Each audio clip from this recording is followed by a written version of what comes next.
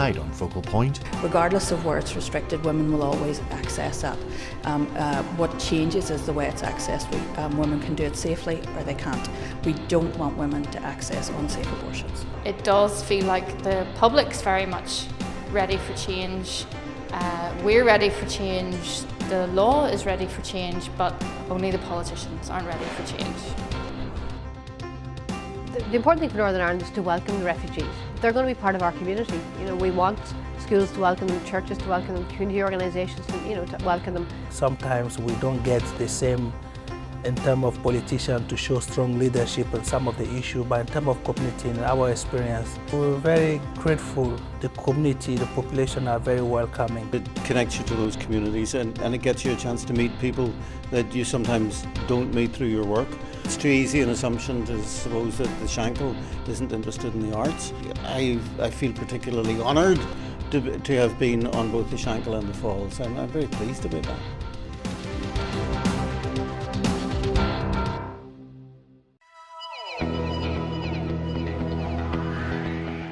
Today we're talking about how the recent judicial review taken by the Northern Ireland Human Rights Commission has changed the law for the first time in well over 100 years in Northern Ireland for women's abortion access. The law dates from the 1861 Offences Against the Persons Act and then some case law from the 20th century, and that essentially says that access to abortion can be provided if there are risk to the woman's health and well-being or long-term risk to her health and well-being. The judge determined that the law that currently exists in Northern Ireland is incompatible with the international human rights framework around women's access to healthcare.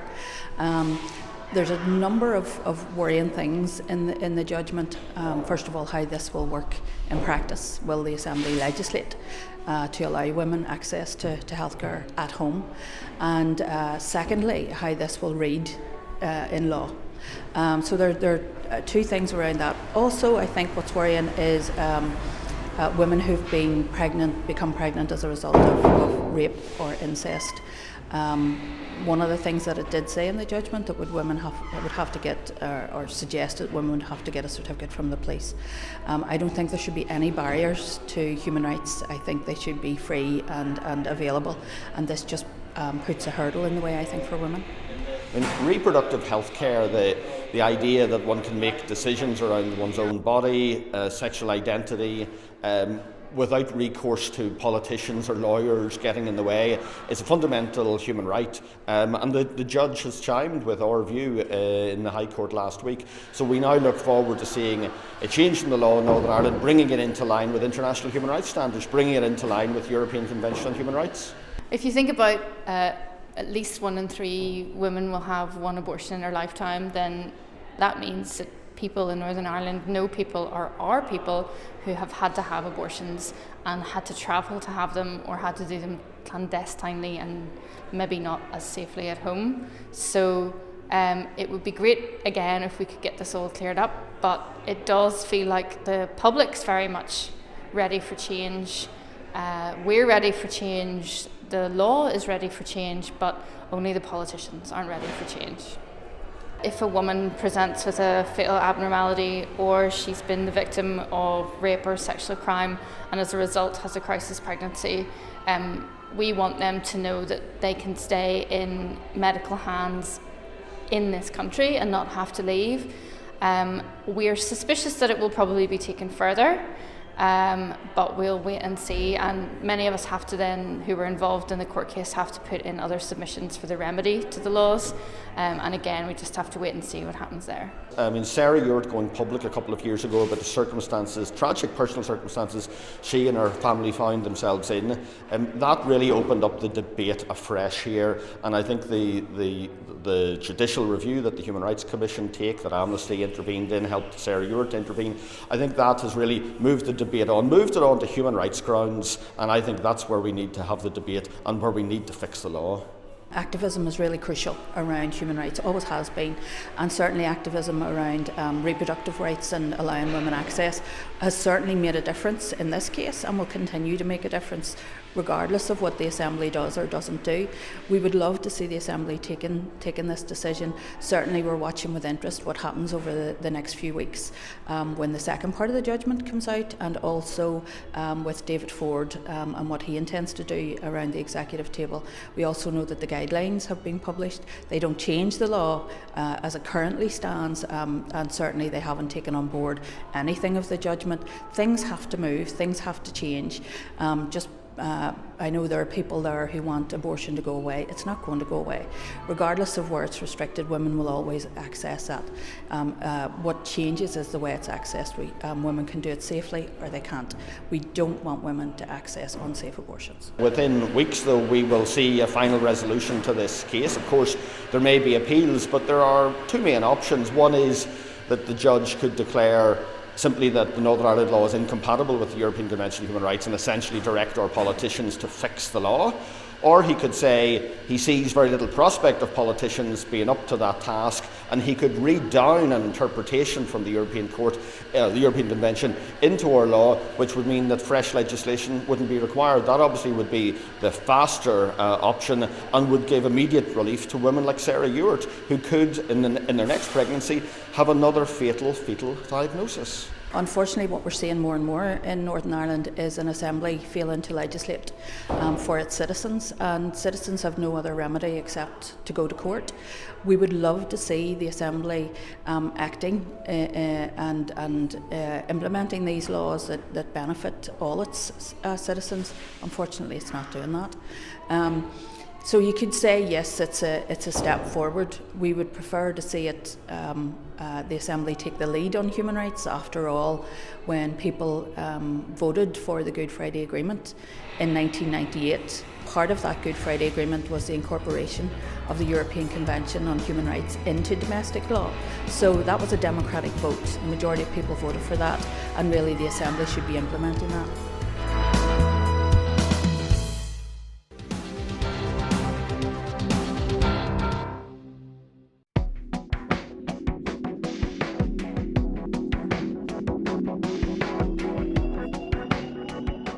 There's a designated number of people who will be brought over, and because they're coming over through the Syrian refugee relocation scheme, they have an automatic entitlement to work, which is a key thing, because most asylum seekers are coming with skills. They'd like to work, but because the asylum process can take 2 or 3 years, they must stay on benefits for that period. The Syrians that are arriving will have automatic entitlement to work, which is brilliant. Many of them are doctors and nurses and lawyers and teachers and engineers and mechanics in their own country, so they're bringing those skills here. The big, I suppose, challenge will be English as a barrier, and even being able to write a CV and produce things in the format that are needed for here. For any health professionals, they will also need to be registered, and because they weren't trained in the UK or the EU, they will have to meet minimum requirements around English. So that's quite a big process that people will have to be supported with.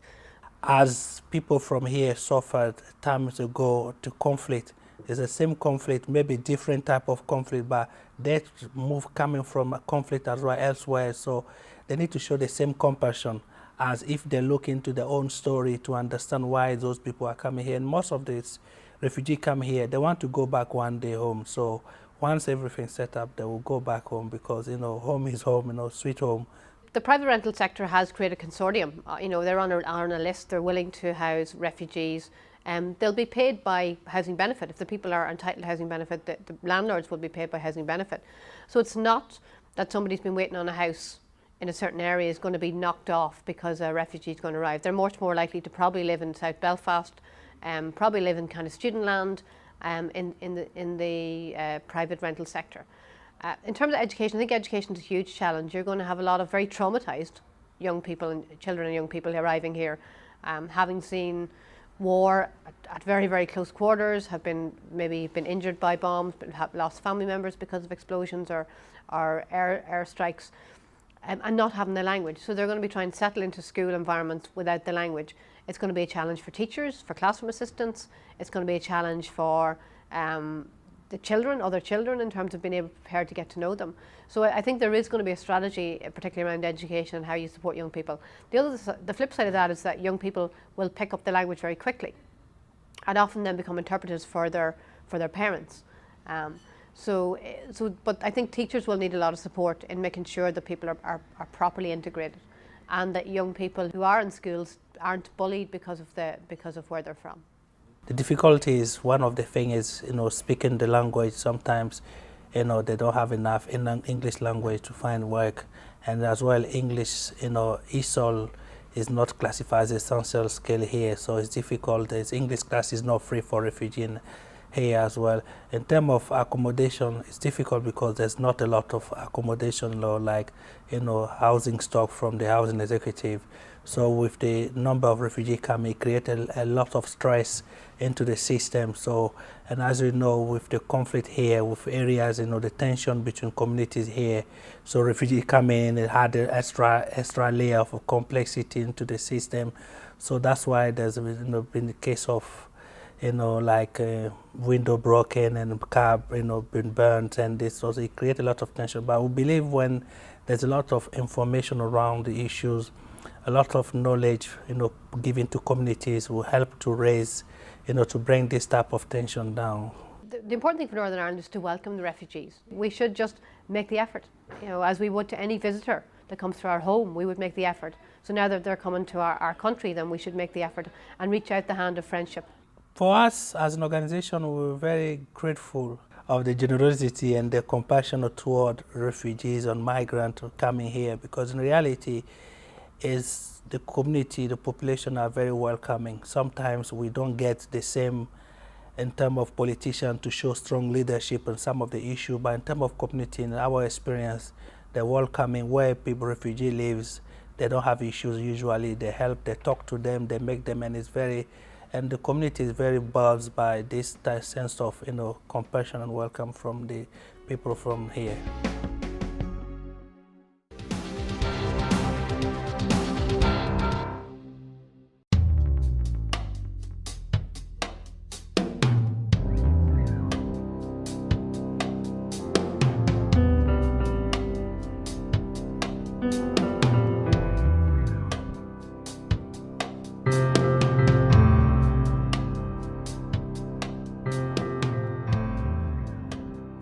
So we're absolutely delighted to be able to host Light on the Land by photographs by Malachy O'Doherty. It's been running from the 1st of December, goes through until the 12th of December. It's open when the centre's open, pretty much 9 o'clock in the morning to 9 o'clock at night, and everybody's welcome to come in and view the photos.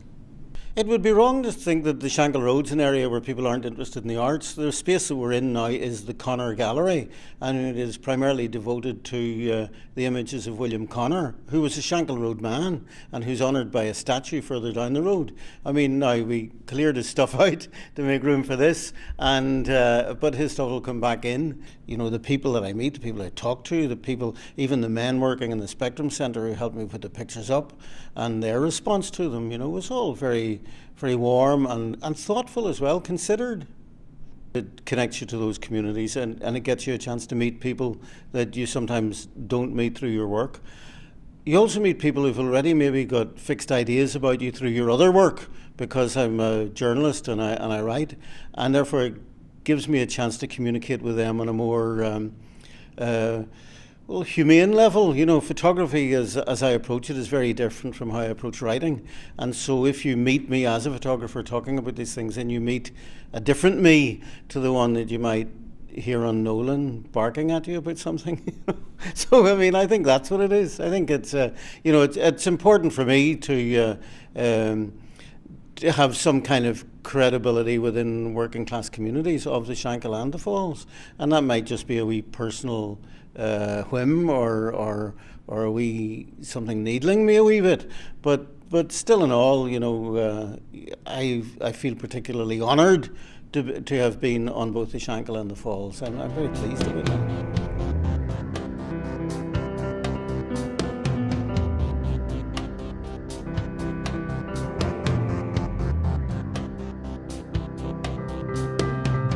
A lot of the pictures here are have kind of intimations of the otherworldly about them, and yet in many ways I only notice that afterwards. I don't, if I'm sitting down to write a piece for the newspaper, for the Belfast Telegraph, or a talk piece, then I'm constructing an argument and building it and finishing it off, and then delivering it. Whereas actually, with photography, I'm out with a camera and I see something and it intrigues me, and I try different angles on it and take a picture. And maybe the one that really appeals to me is not the one that I thought would. Maybe when I get back to the computer and see like 20 takes on the same thing, I'll say, oh, that's the good one, that's the good one. But the next day I look at it and say, oh no, that's a lot better than I thought it was at the time. So there's an element of the found in it. There's an element of discovery or excavation, if you like. This is my wife walking across the swing bridge at Sion Mills near Strabane. And when I first saw it, when I first looked at it, I knew what I was trying to do when I saw her. I thought it's well framed and so on, with her in the centre and everything and going out into the bridge. And then when I looked at it and saw it was out of focus, I thought, well, this is a disaster. This is a failed picture. And yet the more I thought about it, the more I began to see that fuzziness of it, or the out of focusness of it, as having a dreamlike quality to it, and the woman walking across the bridge into another space, which is more illuminated than the near space, and then and that's what I mean about sometimes there's a found element to this, but still there is a sense of having tried something, failed, and yet found something else in it that's really quite intriguing, And other people have looked at it as well without any of that preamble to justify it being out of focus, and just said, God, that's great. And I think it is. I think it's a lovely picture, But I almost feel that I couldn't take credit for it because it happened by accident, And I don't mind that, Other artists want to spoof about, the theory and all the rest of it. I ended up with a nice picture by one route or another, whether by accident or contrivance, and I'm happy with that. I've been doing this a little bit on YouTube, where I've been making my little films, my little videos, which are slideshows of photographs, and combining them. But they're not political commentary. Well, I think maybe one is. The one about the Vatican beggars is maybe almost like a political comment piece. And I suppose I was experimenting in ways of doing the kind of thing that I'd done over the years on Hearts and Minds and on Talkback, but illustrating them myself with photographs. You'd think that Vatican pilgrims would be a soft touch for beggars. After all, they come from all over the world and have been able to pay to get here. And they've come because they believe that the Pope is the Vicar of Christ, who told them to clothe the naked, visit the prisoner, and feed the hungry. And what I found again was that the tendency through the photography was to do something which was more meditative, which was slower. So I've done things, where I've just, looked at daffodils and evening light in the Ormeau Park and strung together, a dozen images of them, and just spoken the words of how I respond to them, Part of that is just trying to learn those skills and practice those skills. I have no presumption to being a filmmaker, let alone a photographer, and this is all learning for me. But yes, some in between the photography and the journalism, there is that little sequence of films, which were actually funded by the Arts Council of Northern Ireland as well, which is a nice thing.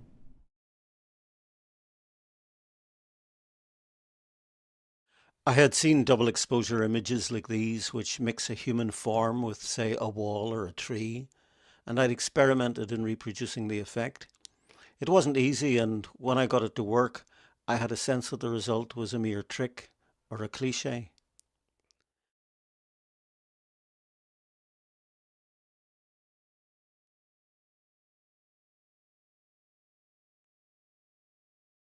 But I found in working with double imaging on the camera that it created an effect like one image printed on another background, say like flowers printed on a wall, thereby losing their three-dimensionality.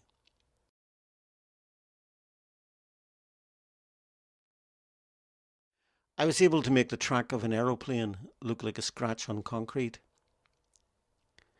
I was doing these pictures at my own front door. The next stage was discovering that a leaf or a stalk lying on the concrete path could retain its three-dimensionality, and by contrast reinforce the impression of the flower being printed on the surface. Well, I often take walks at night near where I live, you know, on the Ormer Road, and I go down along the embankment and I take night photographs along the embankment, and I have dozens, maybe hundreds of those. And sometimes I don't even take a tripod. I just find a spot along the railings and I'm able to set the camera down. And what I'll do, for those of you who might be listening to know about the actual technicalities, I will turn it right up to f/16, which means you're getting the lens squinting a really narrow hole in it. And that means that the shutter speed has to be very, very slow. So it's open for like 30 seconds, you know. And this is nighttime in the dark. Beside the Ormo Bridge, that's the Ormo Road. You can see, because the shutter's been open so long, this car has travelled at full length, and that is the tail of the white light from the car, or possibly even a previous car. And the closed shutter gives you that star effect on the lamps, which I'm actually not keen on. That to me that shows the technology too much. You know, you'd rather it didn't. But it just shows you how lovely that bridge is at night, you know, with the lights underneath and the colour of it. And the number of times you would walk past that and not really notice it. And yet, you know, in that way, it makes it a nice picture. You know, so there's the level of the water. So you're getting the mirror image of the bridge in the water as well. And I just love that. I mean, it is still something that I'm experimenting with and I haven't got 100% right. But I do like night photography, and I do think, you know, you don't have to just put your camera away because it's dark. You know, you can still get something, you know. In this exhibition, the subject is landscape mostly, almost all landscape, and that is very important to me. I do have for instance, I have a book coming out shortly which will contain several portraits that I've done, so it's, you know, I do like sitting down with somebody and trying to trick them into giving me an expression they hadn't expected to, and you know, so I do that as well. But the landscape photography, it is varied. I mean, there's a lot of them on Rosnila Beach, probably just because I spend a lot of time on Rosnila Beach. There's a lot of them that are winter shots of Errigal, you know, covered in snow or frost, and that's maybe because my wife and I, every Valentine's weekend, go up to North Donegal, you know, and maybe that's all it is. But there are places that have struck me more forcibly than others, like Clew Bay and Mayo, Fairhead near Ballycastle, quite a lot around Ballycastle. I suppose what I'm finding, and I didn't know this was what I was looking for, but when I've thought about it afterwards and written about it afterwards, what I'm exploring is some intimation of spirit, of transcendence, you know. I mean, if you look at the world, if you look at Fairhead, if you look at Errigal, if you look at the mountain range of Muckish, if you look at Clew Bay, what you're looking at is the wreckage of an old planet, you know. And we come out of the cracks and leaks in that wreckage like mosses and insects out of a scrapyard, you know. And yet when we pulled ourselves away from it and stood back and built our cities and then looked at where we'd come from, it was suddenly amazingly beautiful. And, you know, what in nature, what in the theory of evolution tells you that we have to be awestruck by the sight of sunlight on Fairhead? And yet we are, you know. That seems to me to be surplus to evolutionary requirements and perhaps a hint of there being more to life than pure biology.